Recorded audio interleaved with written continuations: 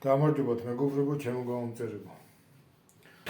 ერთი რამ საკითხია ჩემმა Facebook მეგობარმა თუ გამომწერმა აღარ მახსოვს.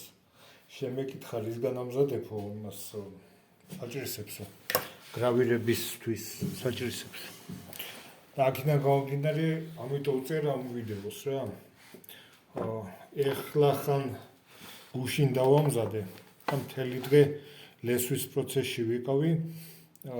ვოლფრამ კარბიტის სვერლოსგან, ეგრეთ წოდებული პეროსვერლოსგან, აი ამ სვერლოსგან. ეხლა გავხსნი და თვალსაჩინოებისთვის გაჩვენებთ. აი ამ სვერლოსგან, ეს არის ეგრეთ წოდებული პაბედიტის სვერლო, რომელიც არის განკუთვნილი მეტლაკაფელის სახრედად. პეროსვერლოს ეძახიან ჟარგონულად. აი ამ მეებისგან ვამზადებ თვითონ მე ჩემ გრავირების საჭიროებს, თვითონ პნევმოშთი ხელისთვის. სხვადასხვა ფოლადი ვცადე მე, მაგრამ საკმაოდ ყიფეებია და ხშირი გალესვა საჭიროებდა. აქედან გამომდინარე მივედი იმ დასკვნამდე, რომ თუ მეტლახის და კაფელის ჭიქურს ჭრის, ესე იგი მაღალ ნახშირბადოვან და მაღალ კარბიტოვან ფოლადებსაც გაიტანს ეს საჭრისი. აქედან გამომდინარე გადავაკეთე საჭრისის ფორმაზე, ეს მაგალითად სამკუთხა ფორმის საჭრისია, ეს თვითონ გრადუსნიკში მაქვს ჩაყენებული, რომ გამელესა. თვითონ პნევმოშთი ხელი და გრავირებას რაც შეეხება, გრავირების დროს ყველა გრადუსი და ყველა დახრილობა მნიშვნელოვანია, როცა გრავირებას აკეთებ. რაც შეეხება კაფელ მეტლახს და ზოგადად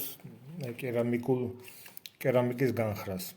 ყველაზე მყარი კერამიკაში არის ესეთი სახელი არსებობს ჭიქური. ჭიქური არის მაგალითად ნებისმიერი საინი, ნებისმიერი ჭიქა, ნებისმიერი კერამიკული ნაწარმი, რომელსაც თეთრი ფონი აქვს, თეთრი რომ არის, გარდა ფაიფურისა და ფაიანსისა. ფაიფური და ფაიანსი ტყუპები არიან. ფაიფურის ტყუპის ძალია ფაიანსი. გარდა ფაიფურისა და გარდა ფაიანსისა, რომელ კერამიკულ ნაწარმსაც თეთრი ფონი აქვს, ის არის ჭიქური. ჭიქური ეწოდება იმას, რომელიც ყველაზე მყარი მასაა კერამიკაში და რომლის გატანაც ყველაზე მეტად უჭირს სვერლოს ზოგადად. მათ შორის კაფელმეტლახის სახრედ სვერლოსაც, ეგრეთ წოდებული პეროსვერლოსაც. ეს არის ჭიქური. ხოდა აქედან გამომდინარე, აი ამ კაფელმეტლახის სახრეთი სვერლოსგან ვაკეთებ თვითონ გრავირების საჭრისებს. ყველა საჭრისი აბსოლუტურად ამ სვერლოსგან მაქვს დამზადებული. სხვადასხვა ფოლადი გამოვიყენე, მაგრამ ვერ იმუშავა. მუშაობს, მაგრამ როგორც ამ ჩემმა Facebook მეგობარმა მითხრა, ხშირი სალესია, მათ შორის ქლიბებისგან დამზადებული. კი ბატონო, ქლიბებისგან და სხვადასხვა მყარი და მაღალნახშირბადოვანი შენადნობისგან კი დაამზადებ საჭიროებს, მაგრამ ის უფრო გამოდგება ფერადი ლითონისა და ძვირფასი ლითონის საკვეთად. მაგრამ როგორც არის მაგალითად მაღალნახშირბადოვანი, მაღალკარბიტოვანი, მაღალი ქრომის შემცველი ფოლადები, ამ შემთხვევაში ზედგამოჭრილია, ჟარგონულად ვიტყვი, მაპატიეთ, ზედგამოჭრილია ვოლფრამ კარბიტის პირიანი სვერლოები. მაგრამ აქ ერთი ნიუანსია კიდევ. ჩაქუჩი არ უყვარს აიმას.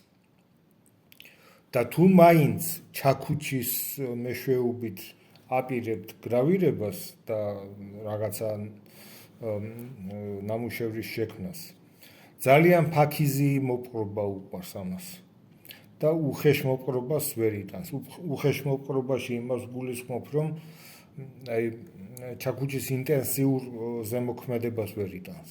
იმიტომ რომ მიკრო სტიქს იკეთებს, ანუ მიკრო ნატეხს იკეთებს, იმას ისეც რომ თვალი შეიძლება ვერ შეამჩნიო, მაგრამ აი ნამუშევარში უკვე გვერდზე და რაღაც არაპროპორციულ ხაზს აკეთებს და ასე შემდეგ. აი ახლა ეს თვითონ როგორც აღნიშნე გრადუსნიკშია ჩამაგრებული. მოუხსნე ამას.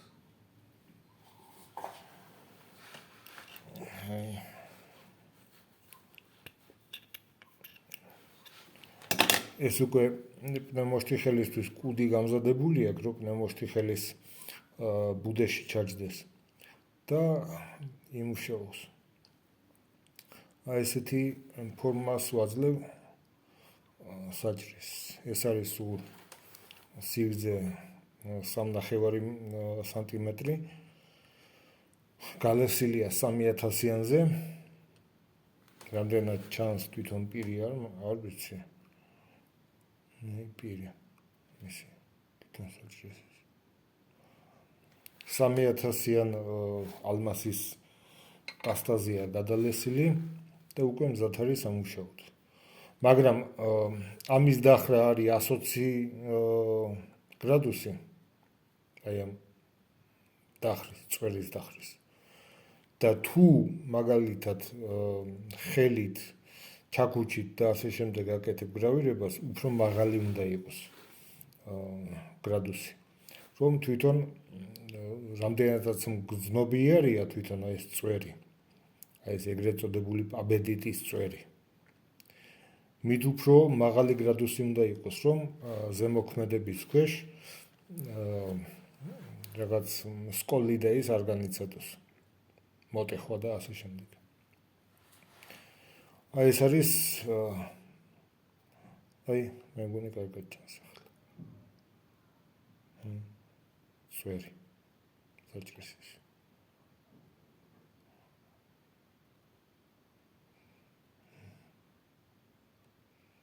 მეც ვცადე სხვადასხვა ფოლადები, მათ შორის HSS ფოლადი. ეხლაც ვიყიდე ელიავაზე იყიდება ეს HSS ფოლადი პატარა ბალონკების სახით და ესა და ეხლა მინდა ვცადო ფერად ლითონზე ის რამდენად იმუშავებს, იმიტომ რომ ეს არის მინიატურული ფორმა და ის არის უფრო დიდი.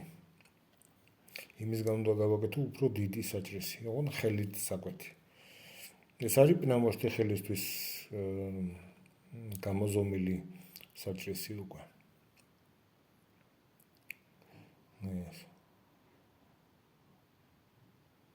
არასოდეს არ მიყიდია, მაგალითად, გინდა ხის საჭრისი, გინდა მეტალის გრავირებისთვის განკუთვნილი საჭრისი, იმიტომ რომ ყველაფერს რაც შემიძლია, მაგალითად, ყველაფერს მე ჩემი ხელით ვაკეთებ ჩემთვის. და ყველა გრავერი და ყველა პროფესიონალიც მათ შორის დამეთანხმება იმაში, რომ უმეტესი წილი ამ შემთხვევაში, როცა გრავირებას ეხება საქმე, იმპროვიზაციაზე, თვით იმპროვიზაციაზეც არის დამოკიდებული, ვიდრე აი ქარხნულ და გამოწერილი საჭირსებზე. აი მაგალითად ფონის ამოსაღებად იგივე პეროსვერტლო მაგალითად მაგ დამზადებული ოღონდ ჯვარედინი პეროსვერტლო სპეციალურად ეს ჯვარედინ წახნაგები მაგ გალესილი და ფონის ამოსაღებად ნებისმიერ ფოლადზე, მათ შორის როკველი შკალით 64-ზე წარმატებით მუშაობს, წარმატებით იღებს ფონს. ესე რომ ესეთ საჭირსებს ვამზადებ ჩემი ხელით და ყოველ შემთხვევაში თვითონ მეტალის საჭრისი მე პირადად არ მიყიდია. ეს არის. კარგი, ყველას წარმატებებს გისურვებთ. გუშინ იყო კვირაცხოვრლობა, ყველას გილოცავთ. კვირაცხოვრლობის მადლი და ძალა შეგეწიოთ და უფალეთ ფარავდეთ. ყველას მადლობა. მადლობა გამოწერისთვის, მადლობა მეგობრობისთვის, მადლობა კეთილი უსურვილებისთვის და მადლობა თბილი კომენტარებისთვის.